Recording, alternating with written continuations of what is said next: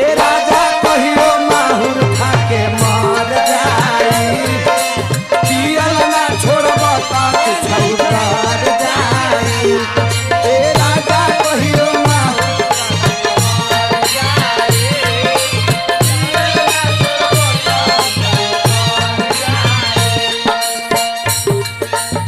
औरतिया कहते ए अम्मा जी कहतरू ए बबुआ बो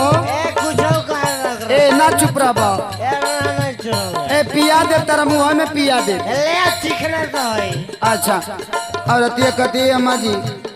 आधी आधी रतिया के भट्ठी पर से आवेले पीटी के गाड़ी हमार